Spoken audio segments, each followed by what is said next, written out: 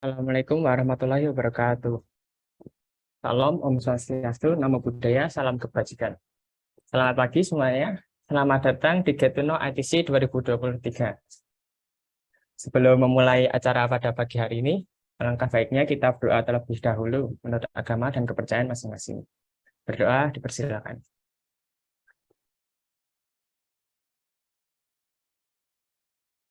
Berdoa tidak dibatasi.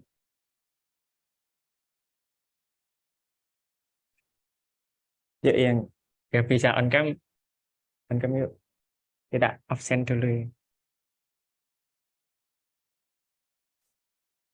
Ini ramai.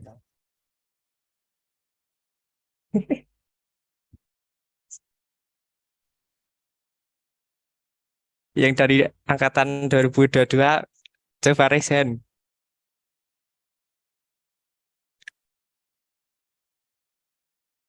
Oke, oke, oke.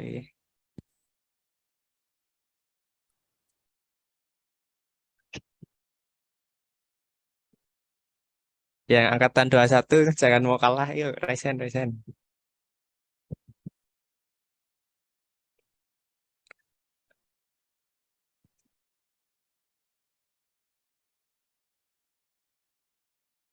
Oke. Nah, udah, cukup, cukup, cukup.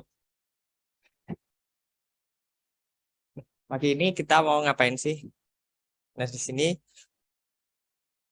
kita mau melakukan perkenalan ITC kepada mahasiswa informatika 2021 dan 2022.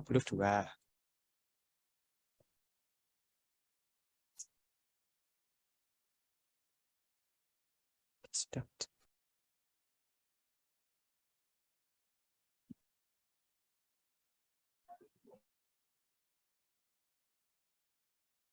Nah, di sini sudah ada agenda acaranya, yaitu yang pertama perkenalan pengurus inti dan ITC itu sendiri. Yang kedua, perkenalan divisi web development. Yang ketiga, perkenalan divisi mobile development. Yang keempat, perkenalan divisi UI UX. Yang kelima, perkenalan divisi project manager. Yang keenam, gimana sih caranya jadi anggota ITC atau Open Recruitment ITC, dan yang terakhir tentu saja Q&A. Nah, tapi sebelum itu, izinkanlah kami memperkenalkan diri. Di sini kami pengurus inti, ada saya sendiri, yaitu Silva Giantama Farel sebagai ketua dari ITC periode 2023-2024. Dan ada Muhammad Rafli sebagai wakil ketua, dan Amelia Kartika Putri sebagai sekretaris, dan terakhir ada Nayaka Rafif sebagai bendahara.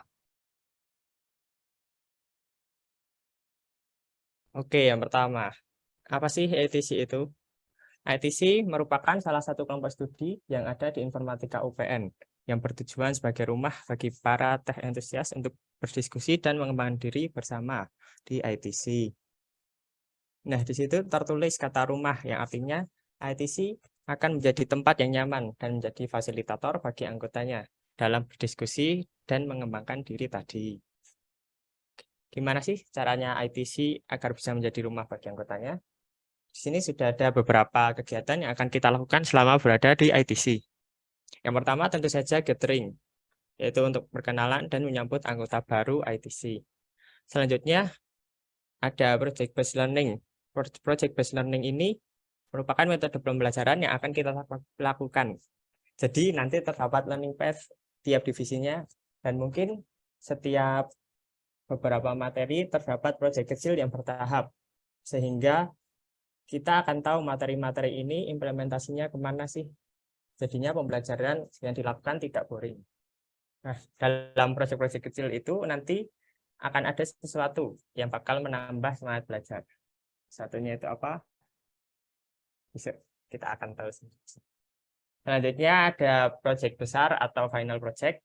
Nah, nantinya di akhir periode akan ada proyek yang mengkolaborasikan semua divisi yang dibagi dalam beberapa tim. Dan tentunya bakal ada apresiasi juga bagi proyek yang selesai dan bagus. Selanjutnya ada seminar atau workshop. Nantinya kita akan mengundang alumni ITC atau kerjasama dengan organisasi lain untuk mengadakan seminar atau workshop bagi anggota ITC. Dan yang terakhir ada TED Talk. Ini juga seminar atau workshop, tetapi ditujukan untuk masyarakat umum dan panitianya dari anggota ITC. Nah, secara garis besar ITC seperti itu. Sekarang saatnya kenalan sama divisi-divisi yang ada di ITC. Yang pertama yaitu Web Development. Oke, untuk Mas Haikal dan Mas Dimas, waktu dan tempat dipersilahkan. Oke, mungkin sebelum masuk ke web development, perkenalkan, nama saya Igusti Ketut Dimas Pramantia, dan di sini sebagai Ketua Divisi. Kemudian saya ditemani oleh teman saya sendiri, yaitu Muhammad Raditya Haikal Mumtaz, sebagai Wakil Ketua Divisi. Next.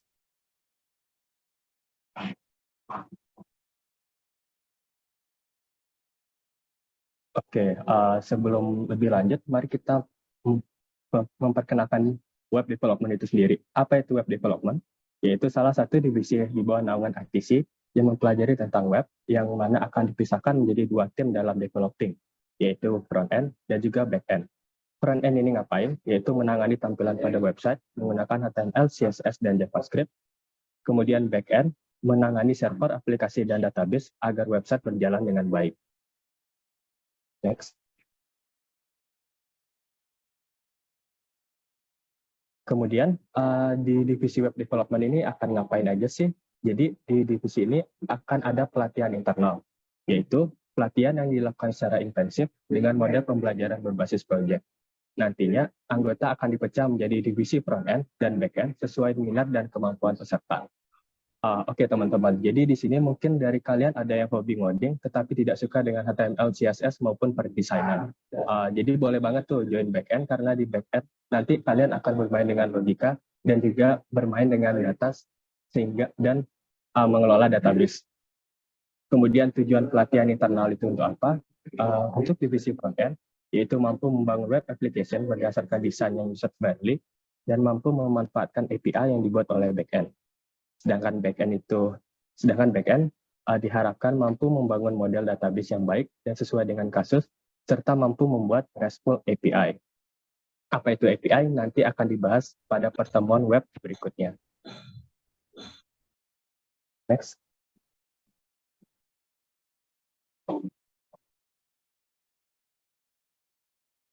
Nah, sekarang kita beralih ke tech stack. Tech stack itu kasarnya teknologi apa saja yang digunakan pada pelatihan internal ini nanti. Untuk bahasa pemrograman, baik front-end maupun back-end, kita di sini menggunakan bahasa JavaScript. Kemudian di front-end khususnya akan menggunakan HTML, CSS, dan React.js, serta Tailwind CSS. Kemudian untuk back-end akan menggunakan Node.js, Express.js, dan database-nya menggunakan MySQL. Mungkin perlu diperhatikan di sini, kalau kalian sudah paham tech-stack lain seperti PHP misalnya, dan ingin join web development, kita open untuk discussion. Jadi bukan berarti kita terpaku pada satu tech-stack yang telah saya jelaskan tadi. Next. Nah, tadi kan kita sudah berkenalan dengan divisi web development. Kemudian apa saja benefitnya akan dijelaskan oleh rekan saya. Untuk Haikal, persilakan. Baik, terima kasih Dimas. Sebelumnya saya izin untuk tidak on cam karena webcam saya tertinggal di kos. Nah, tadi udah dijelasin sama Mas Dimas tentang apa-apa aja yang ada di web development ini, apa itu front end, apa itu back end, apa yang akan dipelajari. Nah, sekarang di sini saya akan jelaskan kenapa harus web development. Nah, yang pertama, kurikulum yang kami buat itu disesuaikan dengan kebutuhan industri yang dibutuhkan saat ini. Lalu terbuka untuk umum atau beginner friendly. Jadi untuk kalian yang masih awam banget nih, yang belum tahu tentang apa itu web development, kalian bisa untuk join ITC karena ini benar-benar beginner friendly. Kita belajar dari awal. Lalu ada banyak perusahaan memilih untuk membangun web dalam perusahaan mereka. Kalau kita lihat dari contohnya itu perusahaan-perusahaan terkenal sekarang kayak Meta, Instagram itu dulunya adalah perusahaan-perusahaan yang berbasis web kayak Facebook. Facebook itu perusahaan terkenal yang dulunya adalah web pertama kalinya dan yang lainnya. Lalu semua sektor membutuhkan web developer. Dan yang terakhir, prospek kerja sangat luas dengan gaji yang tinggi. Bisa next.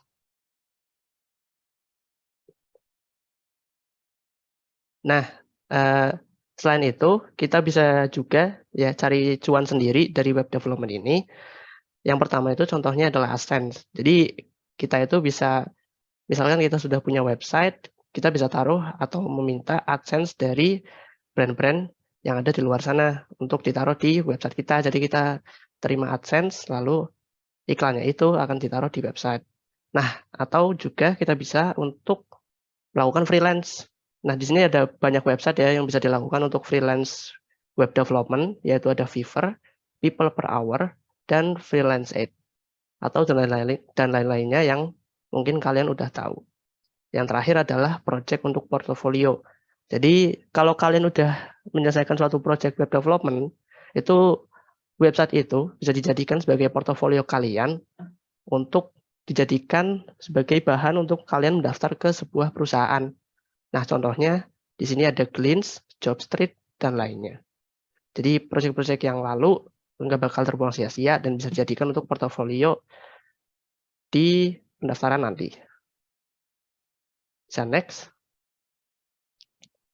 Nah, mata kuliah apa aja sih yang terkait sama web development? Nah, di sini ada beberapa mata kuliah yang mungkin sangat terkait dan mungkin relatif terkait sama web development yang akan dipelajari di ITC ini.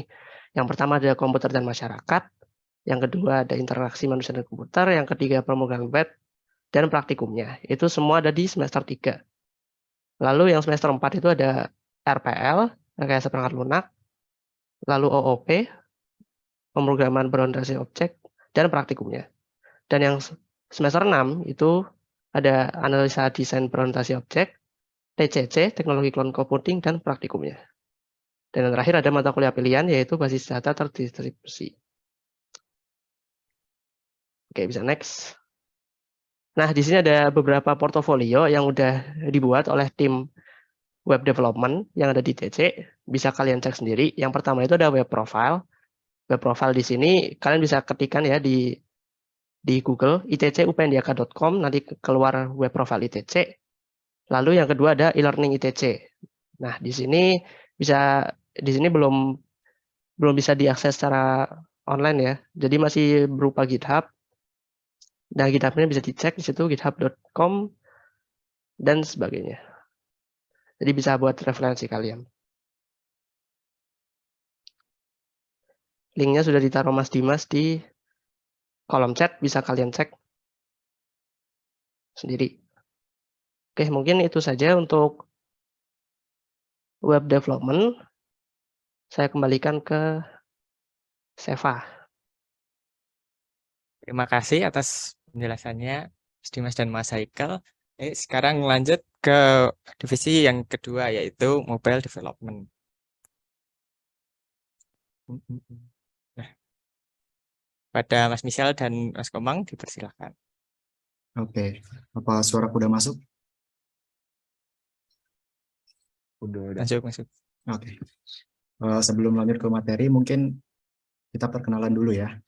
Yang pertama di sini ada Misal sebagai Kadif dari Mobile Development ITC. Kemudian ada saya sendiri, Komang Yuda Saputra dari Wakadif Mobile Development ITC. Next.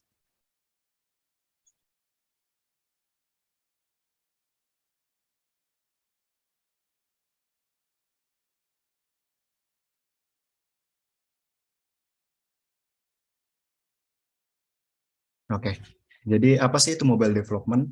Jadi mobile development itu adalah pengembangan perangkat lunak yang berfokus ke pengembangan aplikasi mobile seperti smartphone dan tablet. Mobile development tersebut melibatkan pengembangan aplikasi mobile baik platform Android, iOS, maupun Windows Phone. Pada umumnya bahasa pemrograman yang digunakan itu ada Dart, Kotlin, ada Swift, Objective-C, Java, dan masih banyak lagi.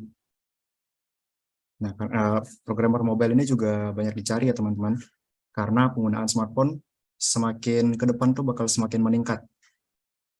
Oke, next.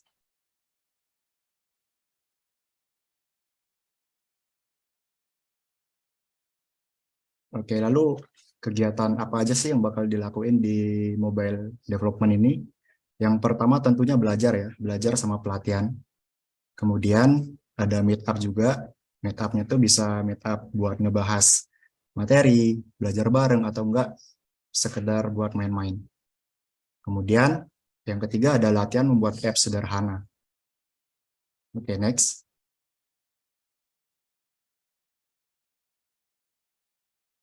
Oke, selanjutnya stack apa aja sih yang digunain di mobile development ITC ini? Jadi ada dua ya, yaitu Dart sama Flutter. Dart itu merupakan bahasa pemrogramannya, kemudian Flutter itu merupakan tools atau framework-nya. Gitu. Oke, next.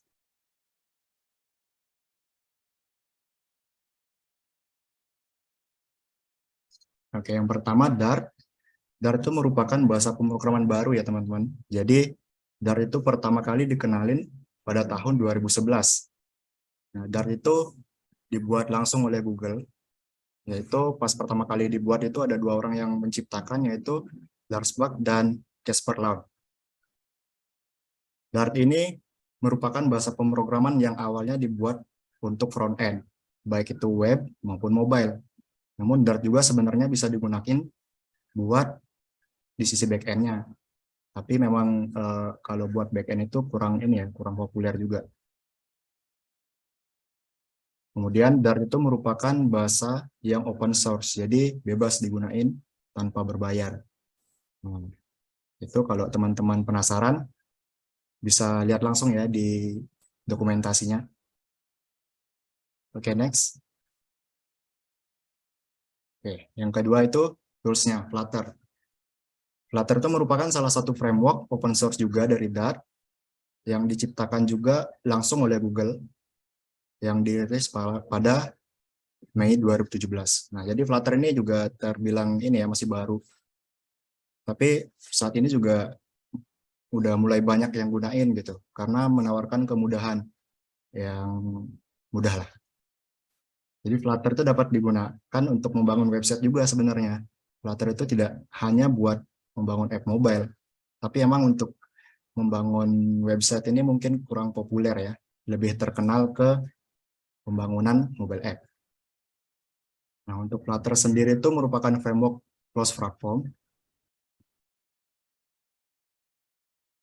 Nah, Flutter itu framework yang cross-platform ya teman-teman. Jadi maksudnya dari cross-platform itu satu code base, satu codingan itu bisa dijalanin di Android dan iOS. Kalau misal bahasa lain seperti Kotlin sama Swift itu, kalau Kotlin kan satu code itu cuma bisa dijalanin di Android.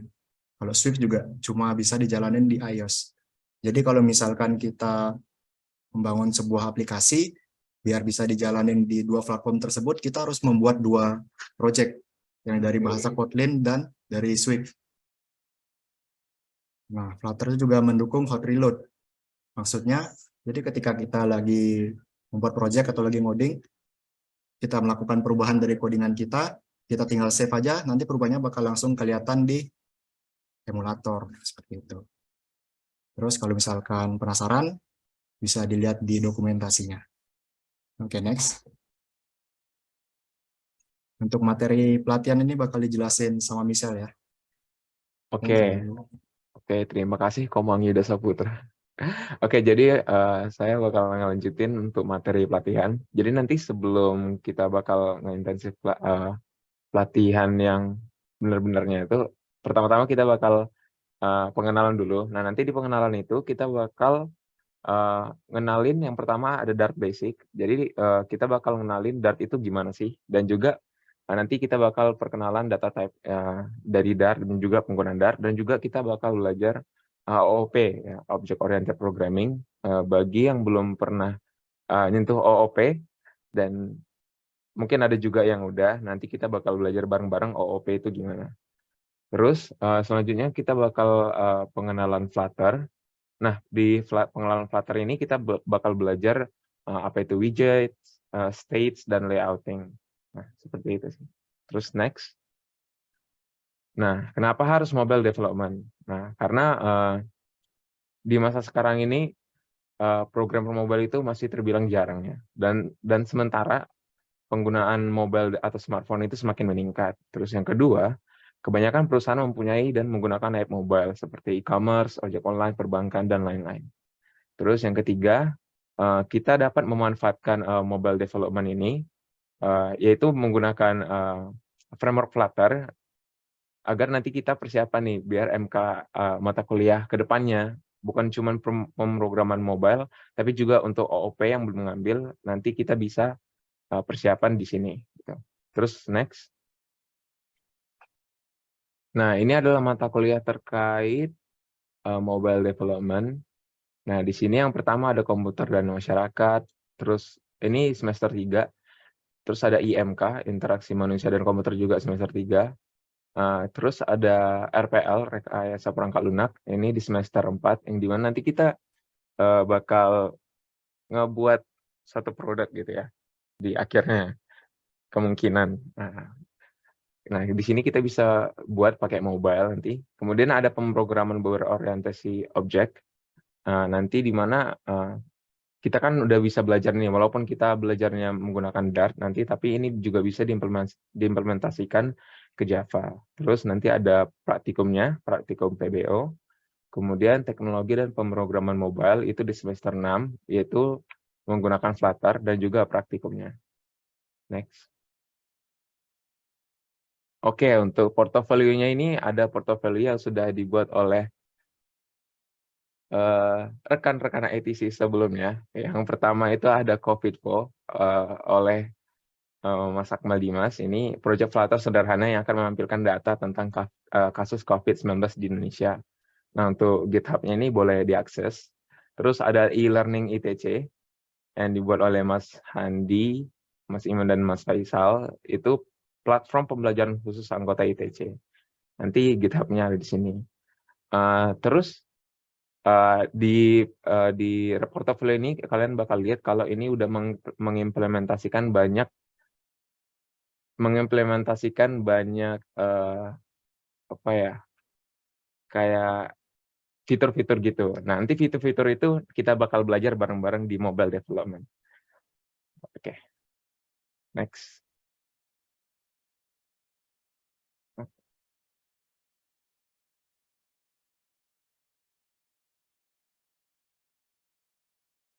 Oke, sekian dari mobile development. Saya kembalikan lagi kepada Mas Eva.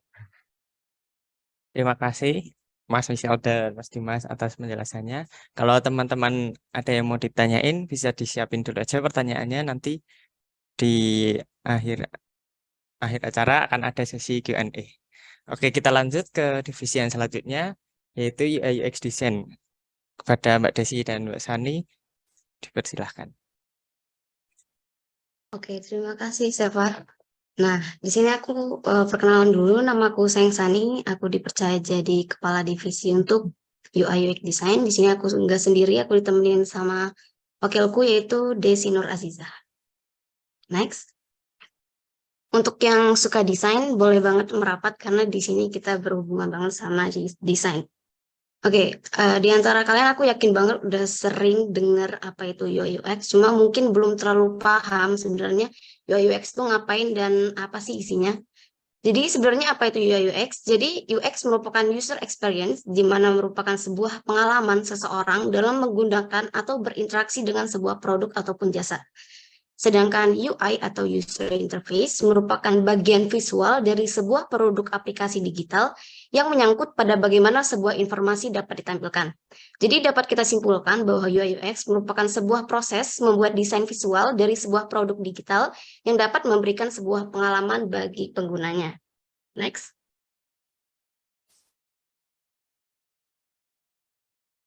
Oke, di sini aku ada ilustrasi mengenai good versus bad UI UX. Jadi dari ilustrasi ini aku akan ngejelasin lebih lanjut sebenarnya apa sih bedanya UI sama UX. Jadi UI atau user experience merupakan pengalaman pengguna di mana sebagian besar bersifat emosional dan merupakan tindakan pengguna seperti bagaimana reaksi pengguna saat menggunakan suatu produk, kemudian emosi apa sih yang dirasain selama penggunaan suatu produk tersebut. Jadi sebagian besar berkaitan dengan tujuan apa yang ingin dicapai pengguna dalam melalui produk, apa kebutuhan mereka, perasaan apa yang mereka alami saat menggunakan produk, dan juga interaksi apa sih yang mungkin mereka lakukan saat menggunakan produk. Sedangkan user interface itu merupakan berwujud. Jadi sebagian besar berkaitan dengan hierarki visual produk, termasuk tombol, tipografi, warna, dan lain-lain. Desainer UI pada dasarnya harus berurusan dengan desain yang dapat meningkatkan efektivitas pengguna dengan mengurangi waktu yang diperlukan pengguna untuk mencapai tujuannya, sembari membuat produk yang estetis, menyenangkan, dan indah secara visual bagi pengguna. Oke, dari gambar ini kan kita lihat dua botol tombol. Maaf, jadi dari gambar kita bisa lihat ada dua botol tomat yang berbeda. Jadi UI itu merupakan wujud visual produk tersebut, sedangkan UX merupakan pengalaman pengguna dalam menggunakan produk. Tentu saja botol yang kanan akan memberikan feedback positif karena lebih efisien dan mempermudah pengguna mencapai tujuannya, yaitu memakan saus tomat. Jadi di sini aku akan memberikan kesimpulan, sebenarnya apa sih gunanya dan esensi belajar UI UX dan seberapa penting UI UX dalam bidang kita, yaitu teknologi. Oke, pada dasarnya user experience atau pengalaman pengguna merupakan bagian yang esensial dari sebuah produk atau layanan apapun. Hal ini menjadi sangat penting saat pengguna berinteraksi dengan teknologi.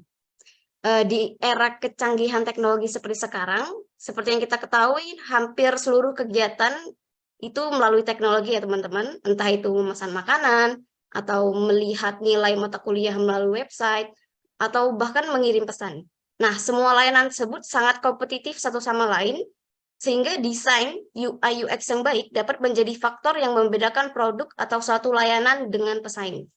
Jadi dalam industri teknologi yang sangat kompetitif ini, UI UX merupakan hal yang superior dan dapat menjadi keunggulan dari suatu produk. Nah, disinilah peran UI UX designer kita akan belajar untuk dapat menghadirkan produk atau layanan yang lebih baik dengan meningkatkan kepuasan pengguna dan mencapai kesuksesan dalam industri teknologi. Nah, di sini nantinya teman-teman akan pelajari yaitu faktor yang akan mempengaruhi UI UX seperti elemen dalam antarmuka, konsistensi dalam hal tata letak, warna, gaya tipografi, dan perilaku. Kemudian kita juga akan belajar bareng gimana sih cara menciptakan sebuah tampilan yang menarik dan sesuai dengan kegunaan pengguna. Next.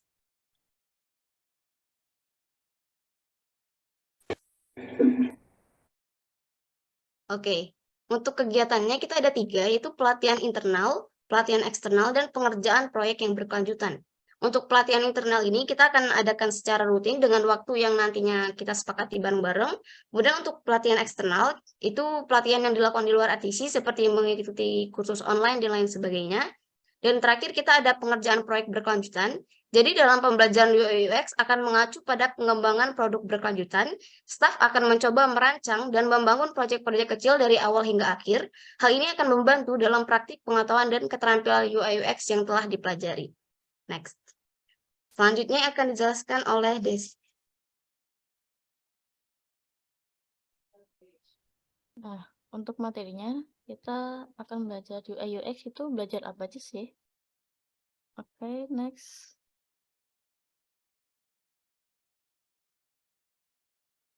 Yang pertama adalah learning tool-nya. Kita akan memakai Figma sebagai alat untuk pembelajaran. Nah, kalian juga bisa, sebenarnya kalian bisa pakai yang lain kayak Sketch, Farmer, atau yang lainnya, tapi di sini kita memakai Figma. Oke, next. Nah, nanti kita akan belajar desain sistem. Next.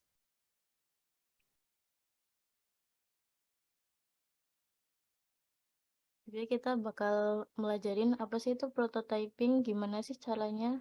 Nah, nanti kita akan belajar di pelatihan yang akan datang. Next.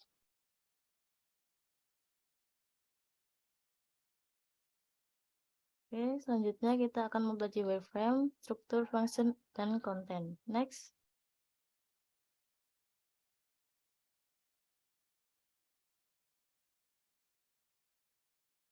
Terus kita juga bakal belajar markup, style, color, write content. Next.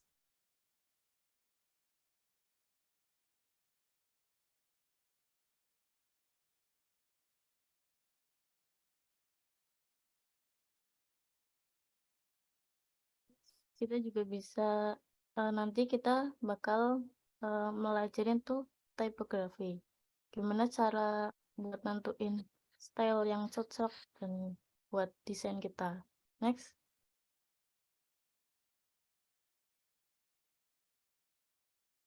Kemudian juga kita akan belajar di color. Nah, gimana sih cara nentuin warna yang cocok buat satu desain? Nah, di situ ada beberapa trik buat nentuin itu. Jadi jangan lupa buat join pelatihan UI UX. Next.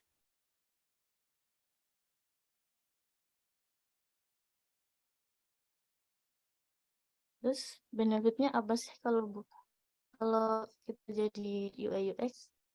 Nah, seiring teknologi berkembang, UI UX juga terus berkembang. Jadi UI UX itu dibutuhin buat perusahaan atau startup. Kemudian yang buat suka desain ini UI UX nih bisa buat latihan mengambil mengembangkan design thinking, terus bisa menjanjikan dalam bidang desain. Nah, pada kuliah ini nanti juga bakal kepake di semester 3, yaitu pada pemrograman web sama IMK. Nah, yang buat nggak jago coding bisa nih buat belajar desain.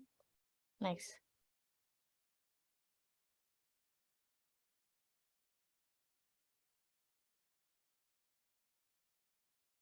Jadi mata kuliah yang terkait itu ada Teknopreneurship di semester 4, ada Komputer dan Masyarakat di semester 3, dan IMK semester 3, Rekayasa Perangkat Lunak semester 4. UI UX juga ada di semester pilihan, juga desain dan pengembangan sistem juga ada. Nah, di mata kuliah itu pastinya kalau nggak salah kemarin itu ada project. Nah, di situ pasti kepake UI UX buat desain produknya. Next.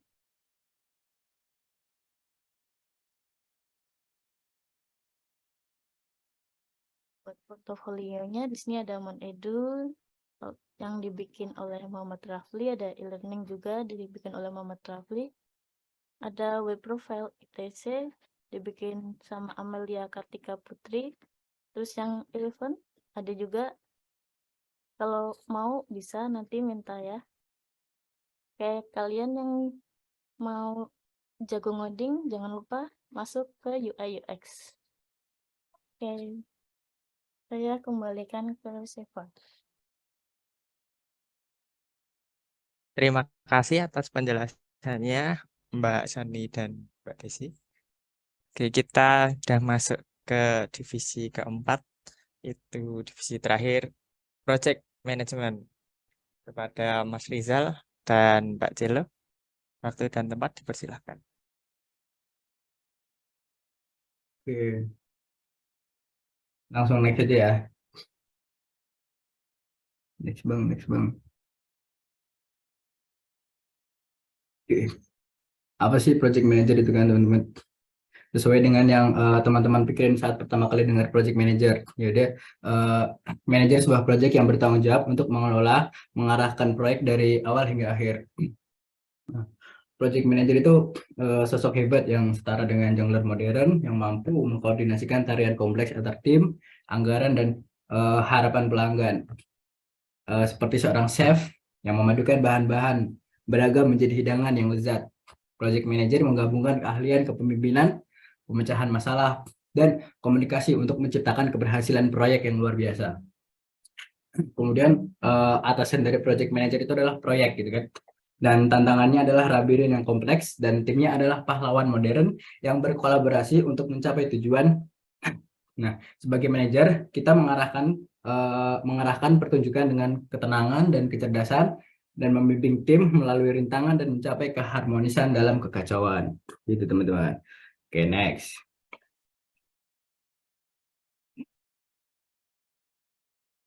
Nah, tugas utama dari project manager itu berarti dia memastikan bahwa proyek tersebut mencapai tujuan yang telah ditetapkan pada batas waktu dan anggaran yang telah ditentukan, sambil memastikan kualitas dan kepuasan dari klien. Dengan tetap memperhatikan keharmonisan antara anggota tim dan mengkoordinasikan upaya individu untuk menjadi sebuah kesatuan yang indah dengan keahlian komunikasi dan kepemimpinan untuk menciptakan simfoni kesuksesan proyek. Oke, next.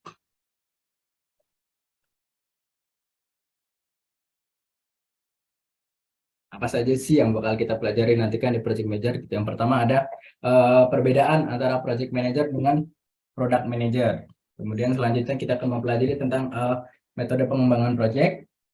Kemudian ada metode pengembangan Agile dan Scrum. Selanjutnya itu kita juga mempelajari tentang Scrum Master dan manajemen resiko. Dan yang terakhir kita akan melakukan sertifikasi Scrum. Oke, next. Tools yang akan digunakan di project manager itu Trello, teman-teman. Teman-teman bisa cek sendiri di Google gitu, ketik Trello. Buat yang pengen cek-cek itu tinggal registrasi terus login.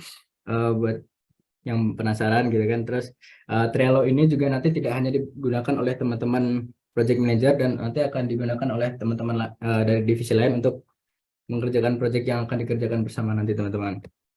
Next. Nah, kenapa sih harus project manager gitu kan? Nah, yang pertama itu perminatan project manager itu tinggi, teman-teman. Sekarang ini kan banyak banget gitu perusahaan dari berbagai sektor yang menyadari betapa pentingnya pengelolaan project yang efektif itu untuk mencapai tujuan bisnis. Nah, mereka itu membutuhkan project manager yang jago dan berpengalaman gitu, teman-teman. Yang kedua itu ada beragam industri. Teman-teman punya kesempatan buat kerja di banyak industri yang berbeda, teman-teman. Mulai dari dunia teknologi informasi, perangkat lunak, sampai konstruksi, infrastruktur, kesehatan, keuangan, dan masih banyak lagi teman-teman, tergantung dengan peminatan dan keahlian dari teman-teman. Oke, yang selanjutnya itu karir seorang project manager itu progresif, teman-teman. Jadi project manager itu bisa jadi langkah awal yang oke buat teman-teman naik jabatan menjadi project manager program. Sorry. Kalau teman-teman pengen gajinya gede cepat gitu kan. Kemudian kalau teman-teman bisa bangun pengalaman dan keahlian yang kuat, teman-teman bisa memperluas tanggung jawab teman-teman dan mengomandoi proyek yang lebih besar dan kompleks. Nah, selanjutnya gajinya itu kompetitif. Jadi gaji buat project manager itu kompetitif, teman-teman. Makin lama teman-teman punya pengalaman dan skill yang bagus, makin tinggi gaji yang teman-teman bisa dapat. Jadi ini bagus banget buat karir teman-teman ke depannya gitu kan. Nah, yang terakhir itu menantang. Nah, mengelola proyek yang menjadi tugas itu menantang dan memuaskan. Setiap proyek itu unik dengan tantangan sendiri, memungkinkan teman-teman untuk terus belajar, beradaptasi, dan mengembangkan keterampilan baru dalam memecahkan masalah dan mencapai tujuan. Nah, itu adalah di bidang industri ya, keuntungan jadi project manager di bidang industri. Nah, selanjutnya itu di keuntungan lainnya itu teman-teman nggak harus jago ngoding. Sebagai project manager itu teman-teman nggak perlu jadi ahli coding yang overpower gitu. Teman-teman cukup punya pengetahuan dasar tentang teknologi pengembangan software itu berguna, tapi nggak harus jadi master coding itu. Pekerjaan utamanya kan mengkoordinasi tim, berkomunikasi dengan semua pihak terlibat, dan mengawasi jadwal dan memastikan proyek berjalan dengan sesuai rencana. Nah, yang penting buat seorang project manager itu kemampuan untuk memimpin dan berkomunikasi dengan baik. Teman-teman tuh harus bisa mendengarkan kebutuhan klien atau stakeholder dan mengatur prioritas, mengidentifikasi risiko, dan membuat keputusan yang tepat. Jadi meskipun nggak jago ngoding, teman-teman bisa sukses jadi seorang project manager. Cocok banget buat pelarian teman-teman yang males atau nggak suka sama coding gitu, teman-teman. Next. Relationship-nya dengan mata kuliah gitu kan. Yang pertama di situ ada technopreneurship yang ada di semester 4 nanti, kemudian ada KSF perangkat lunak di semester 4, dan ada manajemen proyek perangkat lunak yang di semester 5 nanti, dan kerja praktek di semester 6. Dan perencanaan sistem perusahaan itu pilihan. Next.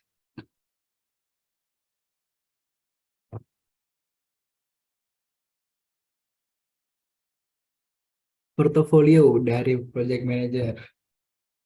Portofolio dari project manager itu adalah berarti dari semua portofolio ITC yang teman-teman sudah lihat tadi, itu adalah hasil pimpinan dari project manager, teman-teman. Itu project-project yang dilakukan ITC itu berarti dia dimanajeri oleh project manager, gitu teman-teman. Mungkin itu aja penjelasan tentang project manager. Ayo teman-teman, kita join ke project manager. Sekian dari saya, kurang lebihnya mohon maaf. Assalamualaikum warahmatullahi wabarakatuh. Waktu dan teman saya kembalikan ke MC. Terima kasih Mas Rizal atas penjelasannya. Nah, gimana nih teman-teman? Udah nantiin belum mau masuk ke divisi yang mana? Nah, di sini kita akan mencari tahu gimana sih caranya ya bisa jadi anggota ITC.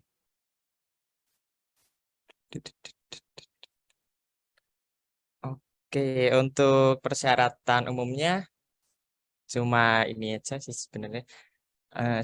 Masih menjadi mahasiswa aktif informatika UPN Veteran Yogyakarta angkatan 2021 dan 2022. Yang kedua, mempunyai antusias di bidang IT, dan yang terakhir berkomitmen dalam organisasi. Jadi saat organisasi sudah berjalan tidak hilang-hilangan. Oke, ini untuk ketentuan teknisnya. Yang pertama tentu saja mendaftar di formulir Open Recruitment ITC. Dan yang kedua mengumpulkan project portfolio, yang ketiga mengikuti pelatihan, dan yang terakhir mengikuti sesi wawancara.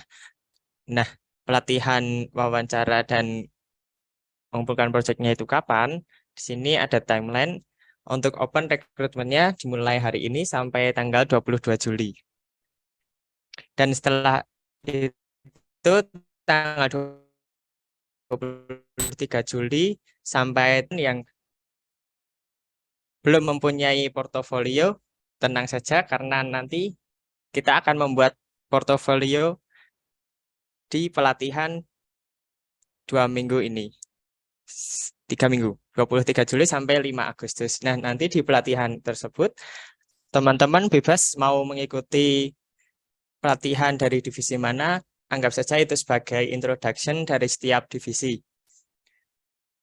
Ya, icip-icip gitulah ya. Nah, nanti teman-teman setidaknya mengerjakan satu proyek dari satu divisi untuk dikumpulkan proyeknya pada tanggal 12 Agustus dan dipaparkan saat wawancara pada tanggal 18 sampai 19 Agustus. Gitu. Oke. Kita sudah mencapai akhir acara. Tapi sebelum itu kita akan adakan Q&A terlebih dahulu. Untuk teman-teman yang ada pertanyaan, bisa ditanyakan secara langsung, boleh raise hand atau ditulis di kolom chat.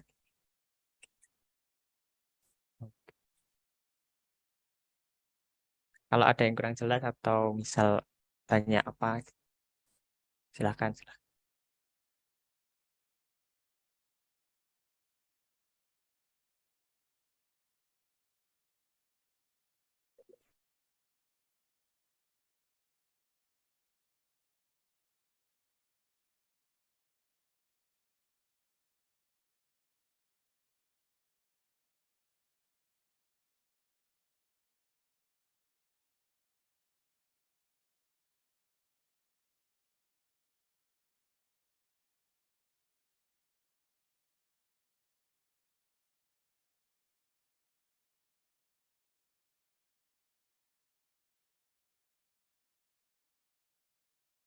Oke, ini udah ada beberapa pertanyaan yang masuk.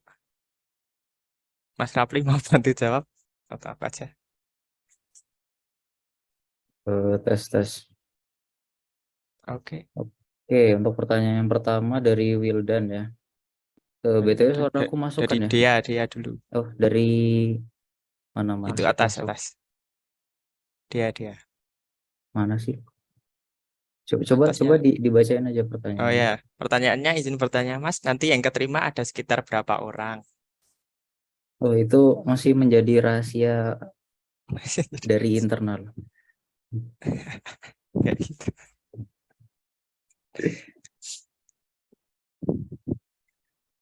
Ya kira-kira begitu. Oke, berikutnya dari Mas Wijdan ya. Mau tanya Mas, untuk bagian pelatihan kan tadi dibilangnya boleh ikut tiap divisi. Apakah satu orang hanya boleh ikut pelatihan satu divisi saja, tidak boleh ikut pelatihan lain? Oke, ini pertanyaannya menarik ya. Eh, jadi semua orang itu bisa ikut semua divisi, tidak dibatasi, mau satu divisi bisa, dua divisi bisa, semuanya juga bisa. Tetapi harus bertanggung jawab pada divisi yang dipilih. Jadi kita sifatnya divisi itu inklusif gitu loh.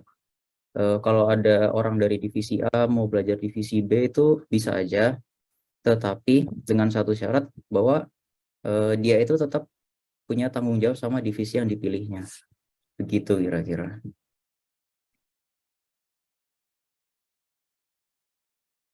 Bagaimana? Mungkin ada tambahan dari Mas Sepa? Ya cukup sih. Jadi teman-teman itu bebas mau ikut pelatihan divisi apa. Gitu. Nanti yang untuk wawancara bisa mengerjakan satu atau dua proyek atau semua proyek pun tidak apa-apa untuk diwawancarain nanti. Jadi tinggal memilih aja gitu mau masuk divisi mana. Gitu. Oke, pertanyaan selanjutnya. Mau tanya wawancaranya offline atau online ya? Wawancaranya online ya. Karena males juga kalau offline. Jadi kita online aja wawancaranya biar fleksibel. Tuh. Selanjutnya ada pertanyaan, ada IP minimal nggak nih Mas? Nggak ada. Kita open untuk semua mahasiswa angkatan 2021 dan 2022. Jadi aman aja mau IP berapapun. Yang penting punya niat dan kemauan untuk belajar.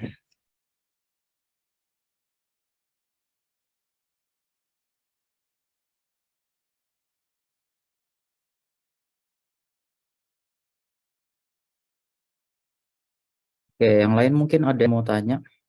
Ada lagi? Wede. Untuk apa harus mengkaji? Itu lah. Tanya lagi.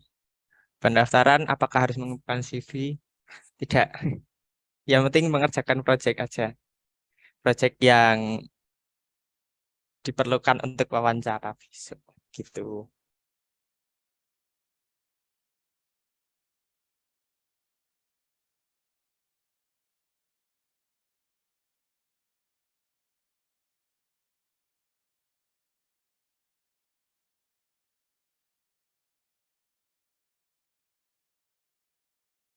Tadi untuk yang tanya nanti yang keterima ada sekitar berapa orang, pokoknya lebih dari 5, nggak mungkin sedikit-sedikit. Karena lihat antusiasnya ini, jadi pasti lumayan banyak lah.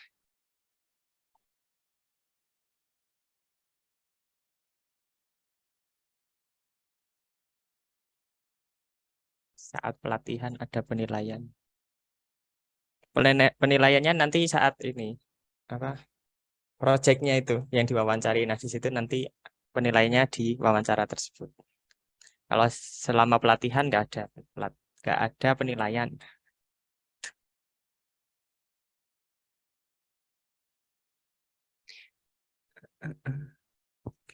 Misi Kak, izin bertanya untuk pelatihan apakah dilaksanakan full dari tanggal 23 Juli hingga 5 Agustus atau hanya berupa rentang waktu saja? Bagi yang ada acara di salah satu tanggal tersebut bagaimana ya Kak? Pelatihan itu hanya rentang waktu saja. Nanti akan ada jadwalnya dari tiap divisi. Misal divisi web hari apa, jam berapa gitu. Dari divisi mobile hari apa, jam berapa gitu. Terus kalau misal ada acara di salah satu tanggal, nanti apa akan disediakan rekaman untuk pelatihan tersebut. Tapi tetap join ya, yang bisa join jangan nunggu rekaman.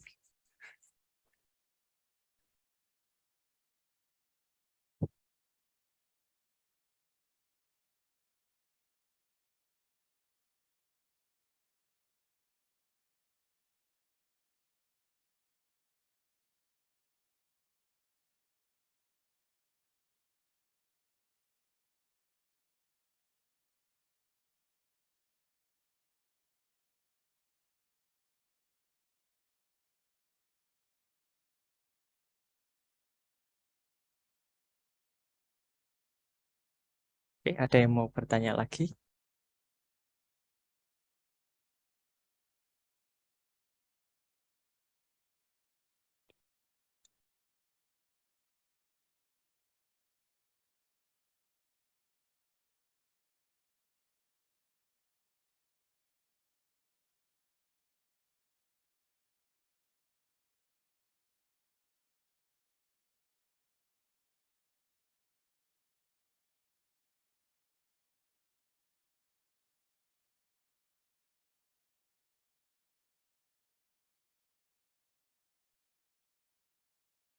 Ada pertanyaan lagi ini dari temannya Wahyu Pargoy.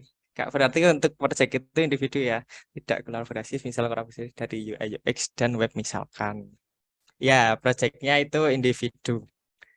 Jadi nanti wawancaranya di salah satu divisi. Gitu. Kecuali mau mengerjakan semua mengerjakan proyek semua divisi, terus dijadiin satu nanti wawancaranya ke semua divisi. Begitu.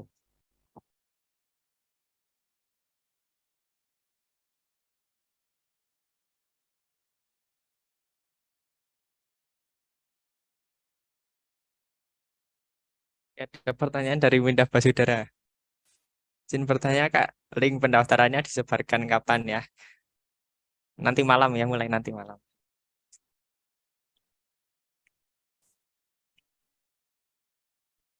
Nanti malam akan ada postingan di IG ITC dan akan ada jargoman di grup angkatan dan grup Get to Know yang tadi, grup Get to Know yang itulah.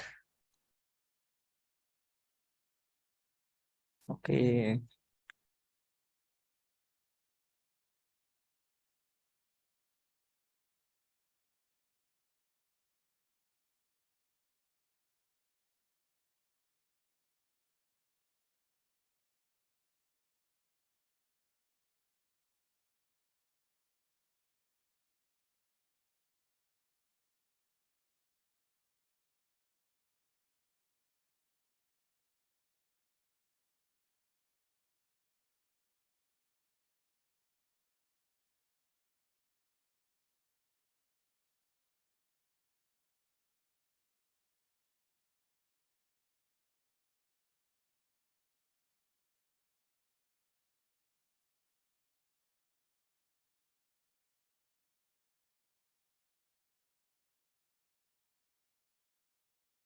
Pertanyaan dari Sigit Rendang.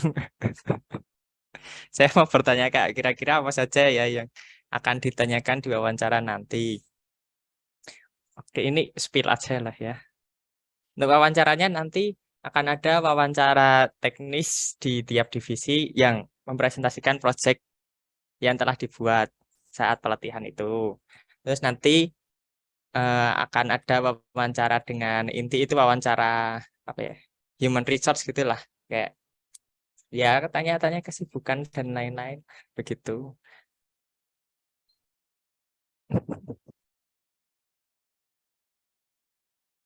Jadi wawancaranya ada dua ya, wawancara HR bersama pengurus inti dan wawancara teknis bersama divisi-divisi begitu. Oke, ada pertanyaan dari Seva Sayur. Oke, Kak mau tanya pendaftarannya terbuka untuk angkatan berapa aja ya? Pendaftarannya terbuka untuk angkatan 2021 dan 2022 saja ya. Ada ya perkenalan. Ada pertanyaan dari Adi Krisna. Nanti wawancaranya untuk web dev itu sudah dibagi FE dan BE atau langsung jadi satu divisi Mas?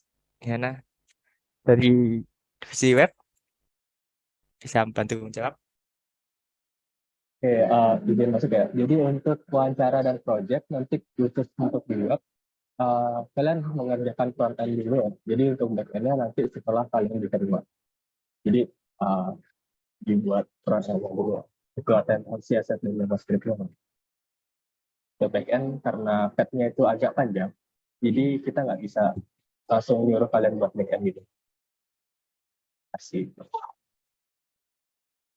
Oke, itu. Jadi wawancaranya front end dulu ya untuk HTML, CSS.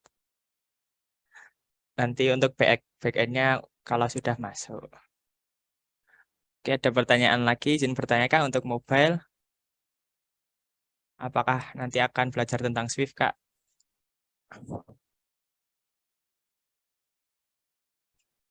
Ayo dari divisi mobile bisa coba membantu menjawab. Izin menjawab untuk yang ini. Nanti apakah kita belajar tentang Swift? Sebenarnya di pad-nya tidak ada, tapi nanti kalau misalnya ada yang pengen belajar Swift, nanti kita bakal gali-gali lagi kok tentang Swift. Bahkan nanti kalau ada yang pengen Kotlin juga, mungkin kita bakal gali-gali tentang Kotlin. Jadi ya seperti itu. Oke. Terima kasih. Ada yang tanya lagi. Mas mau tanya apakah nanti rekaman Zoom-nya dibagi di grup? Tentu saja. Tentu saja dibagi di grup. Itu aman saja. Ya, aman, aman.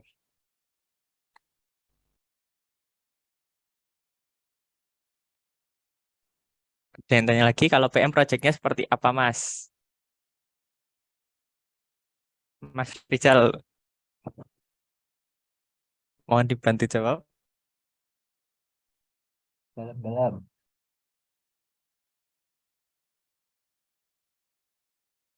Pengertian projectnya seperti apa? Itu ada Ikuti aja pertanyaan. pelatihannya nanti akan ikuti aja nanti pelatihannya nanti akan diinformasikan tentang projectnya seperti apa. Gitu.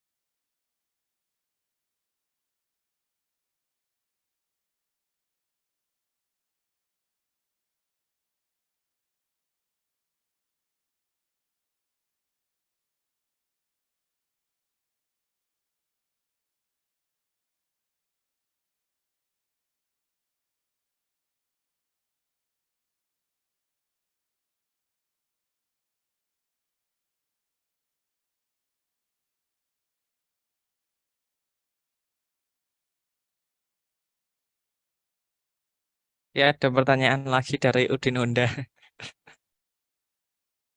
Mas, proyek-proyek ITC yang dikerjakan itu apakah proyek mandiri dari IT sendiri atau dapat proyek dari luar juga?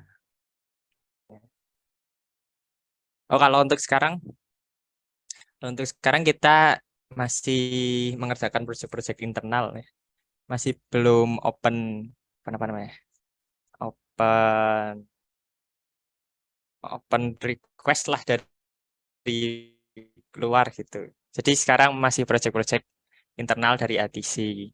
Kalau misal besok ada request dari apa instansi lain atau dari UPN, itu kita bisa mengerjakan proyek-proyek tersebut. Gitu. Ada pertanyaan lagi untuk yang web dev buat salah satu dari front end atau back end atau dua-duanya.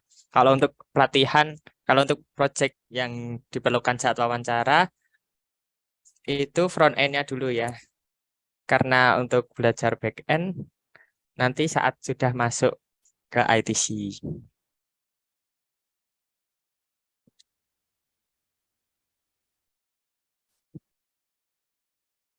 Boleh spill nggak keluh kesah masuk ITC? Aduh. Keluh kesah masuk ITC. Aduh. Gini, Mas Rapli saya ora.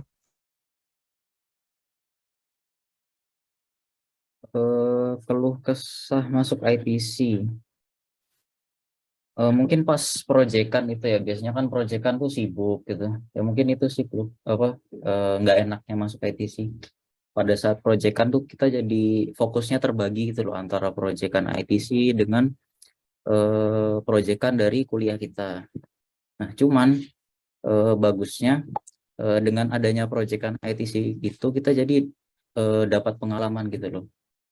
Kira-kira gitu sih keluh kesahnya kalau dari aku. Buat teman-teman Inkradif yang lain mungkin bisa share juga tentang keluh kesahnya masuk ITC. Mas Seva mungkin.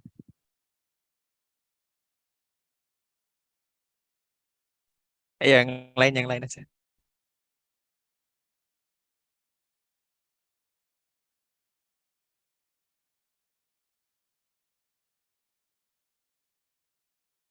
Lanjut aja, lanjut.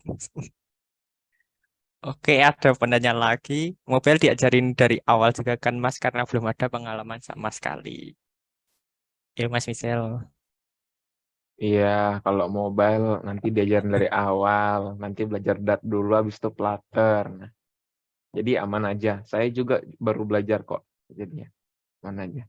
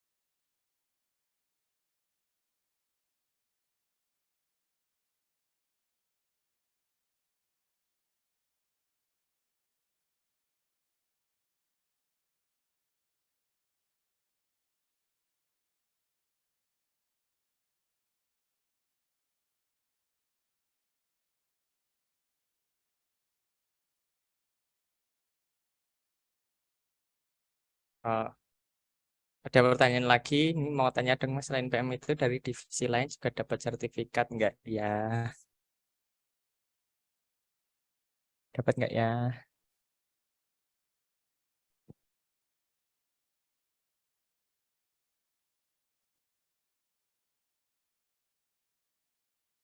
Eh, gimana para kadif-kadif? Apakah akan disediakan?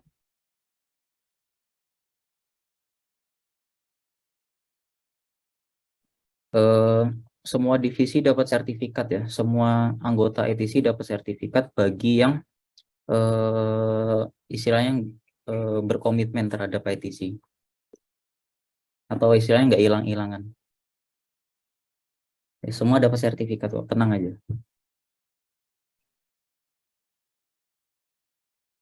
Dan nanti sertifikatnya itu bisa dipasang di LinkedIn. Anjay. Oke ya, lanjut.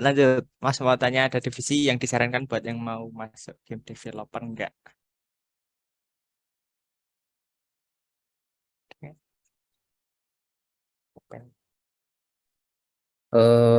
Saran divisi yang mau masuk game developer.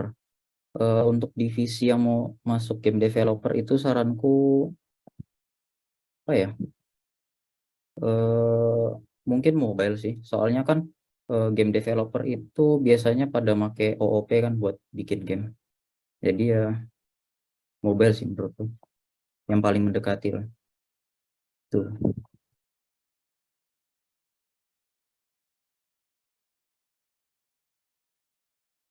Oke, lanjut. Mas mau tanya, kalau anggota ITC sekarang ada berapa orang? Kalau yang periode kemarin ada 60 orang.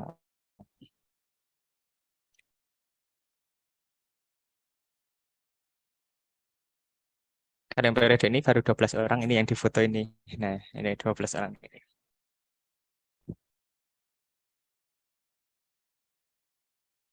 Jadi anggota tiap periode itu beda-beda ya. Kalian periode kemarin ada 60 orang. Tanyaan lagi, ITC bayar kas nggak Mas? Bayar kas dong. Kan untuk memberdayakan anggotanya juga. Jadi nanti dari anggota, oleh anggota untuk anggota. Begitu.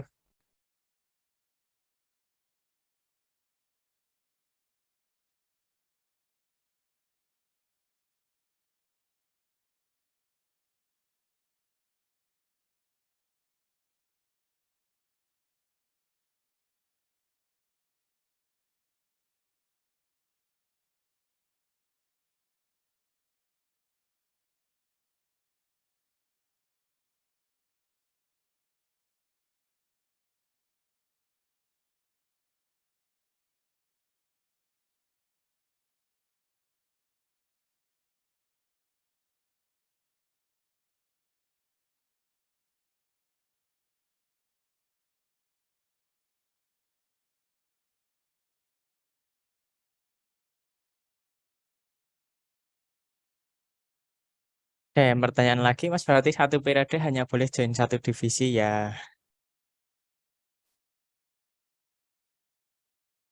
Iya. Tiap periode nanti join satu divisi ya. Karena nanti kan ada itu apa final project itu nanti masuk ke divisi masing-masing. Tapi kalau mau ikut pembelajaran divisi lain juga boleh. Tapi itu ya, apa namanya? Tetap bertanggung jawab sama divisi masing-masing saat pengerjaan project gitu. Jadi fleksibel tapi tetap bertanggung jawab. Selanjutnya ada pertanyaan, dibayar nggak Mas habis mengerjakan project? Nanti tentu saja akan ada apresiasi. Apresiasi untuk project yang terbaik begitu.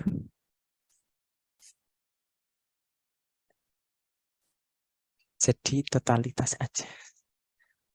Tanya lagi, Mas mau tanya project akhirnya itu nanti gimana ya? Gimana ya? Nanti project akhirnya itu akan ada satu project, enggak satu sih, beberapa project besar. Terus nanti itu dikerjakan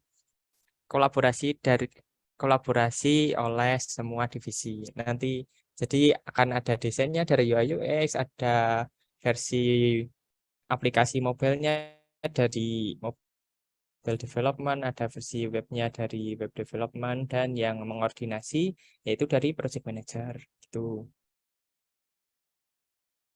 Mas mau tanya spesifikasi minimal laptop tiap divisi. Itu tuh. Banyak banget. Spesifikasi minimal laptop tiap divisi. Tiap divisi. Izin menjawab untuk Bener, Raf. spesifikasi Iya. tes. Untuk spesifikasi minimal laptop tiap divisi mungkin standar aja kali ya. Buat divisi UI UX, project manager atau web development mungkin pakai laptop yang ada dulu itu nggak apa-apa, udah mencukupi menurutku. Cuman kalau divisi mobile mungkin bisa dibilang butuh RAM agak banyak ya, soalnya nanti sebagaimana yang kita tahu mobile itu kan berat-berat ya, jadi buat divisi mobile mungkin speknya bisa agak lebih tinggi daripada divisi yang lain seperti itu. Oke, pertanyaan selanjutnya, for pendaftaran nggak perlu ikut foto KTP karena nggak perlu. Ada saja. Selanjutnya Mas, biasanya pengerjaan project gitu berapa hari? Nah, kalau project untuk wawancara itu dikerjakan seminggu ya. Jadi 2 minggu pelatihan dan seminggu untuk pengerjaan project. Dan untuk final projectnya waktunya sekitar 2 bulan, 2 sampai 3 bulan. Tapi diberi rentang waktu segitu itu karena biar nggak terlalu intens. Jadi masih bisa mengerjakan yang lain. Waktunya fleksibel.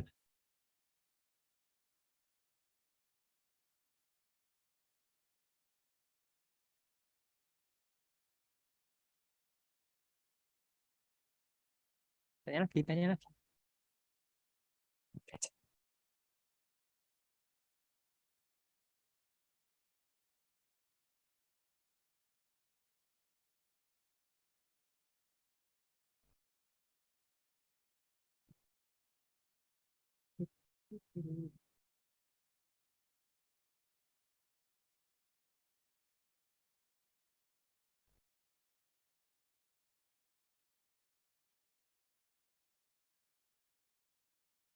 Mas mau tanya ulang tahun ITC kapan nih?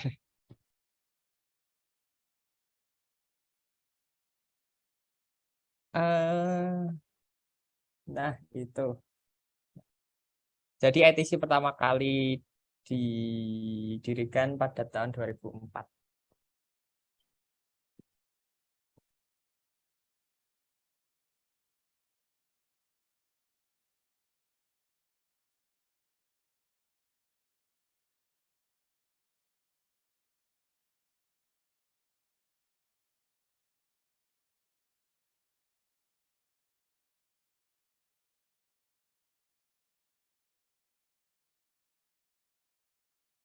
Paling sepuh di ITC sekarang siapa, Mas? Tentu saja wakil ketua kita yaitu Muhammad Rapli.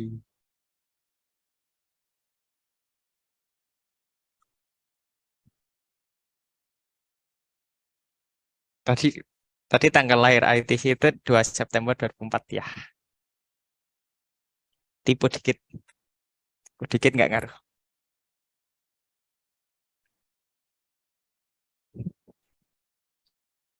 Share.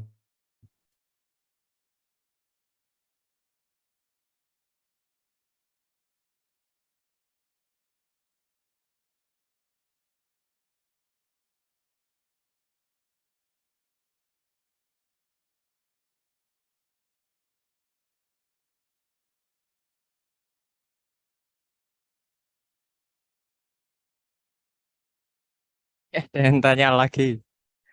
Presentase Wibu di ITC berapa? Sekitar 60%. 40%-nya K-popers gitu. Jadi balance sih antara Wibu dan K-popers. Jadi kita bersatu di ITC. Kita akulturasi kebudayaan. Selanjutnya mau tanya Kak Teh Talk kira-kira kapan ya? Apakah terbuka untuk umum? Untuk Teh Talk nanti kondisional. Pokoknya satu periode itu paling enggak sekali Teh Talk-nya. Dan terbuka untuk umum. Itu. Ada lagi tanya. Kalau untuk UI kan belajar desain sistem nanti kan bikin komponen. Nah itu coding juga enggak. Mbak Sani mohon dibantu menjawab. Enggak ngoding, Oke. Enggak coding. desain aja. Oke, di sini kan ini udah ada apa form feedback Get to Know ITC 2023 yang sekarang ya. Mohon diisi ya teman-teman. Jadi kita tahu apa evaluasi untuk acara pada pagi hari ini gitu. Kami tunggu ininya.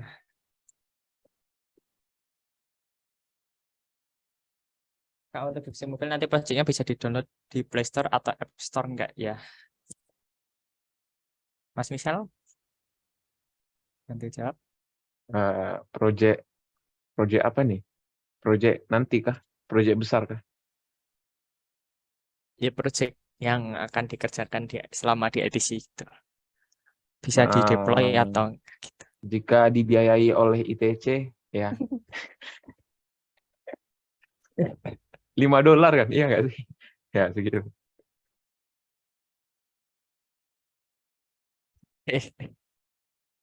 Karena sudah pukul 11.30. Oh iya ini satu pertanyaan terakhir. Apa ini Mas mau bertanya?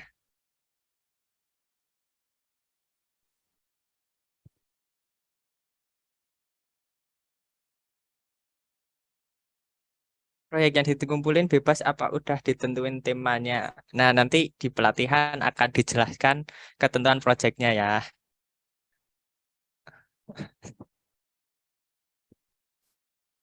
Mas mau tanya sisa pertanyaan yang bisa ditanya berapa udah sudah habis sudah -1 karena kamu tanya sekarang udah -1. Oke, demikian sesi Q&A yang telah kita lakukan. Oke, ini ada form feedback, mohon diisi ya teman-teman untuk evaluasi acara Get to Know ITC 2023 pada pagi hari ini. Kita tunggu sembari mengisi nanti bentar. Kita tunggu 2 menit untuk mengisi form feedback itu tadi. Setelah ini akan ada dokumentasi. Jadi teman-teman bisa mempersiapkan diri untuk on cam dan menggunakan virtual background yang telah disediakan.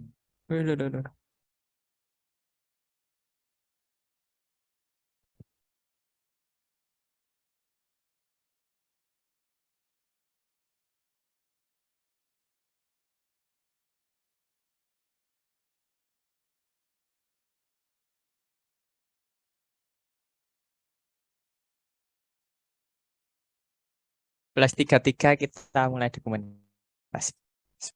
Plus 32, plus 33. Jangan pada lift dulu.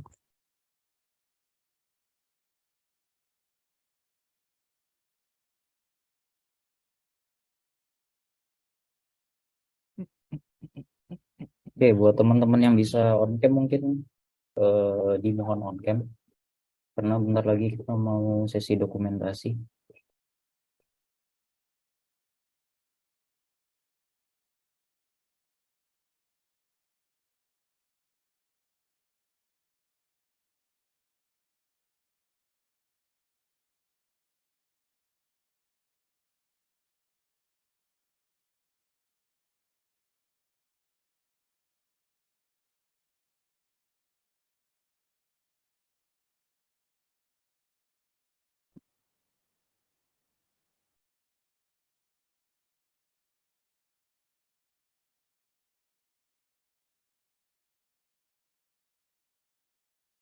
Ya, on cam, on cam, on cam.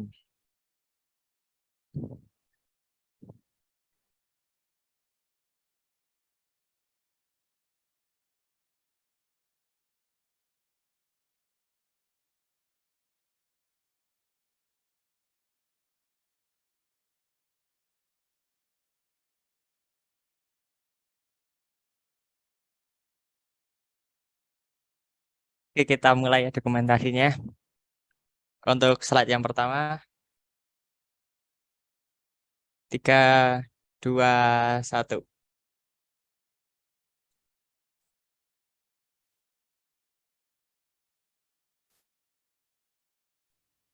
Untuk slide yang kedua, 3, 2, 1.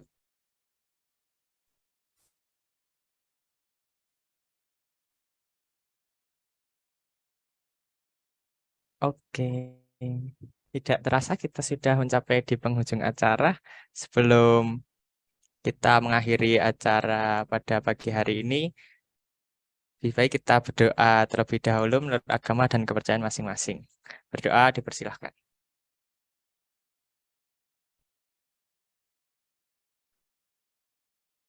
Berdoa tidak dibatasi. Terima kasih untuk teman-teman yang telah menyempatkan hadir pada acara Get to Know ITC 2023 di siang hari ini. Sudah siang, hampir siang. Jangan lupa untuk daftar ITC periode ini. Dan terima kasih. Assalamualaikum warahmatullahi wabarakatuh. Makasih, Mas.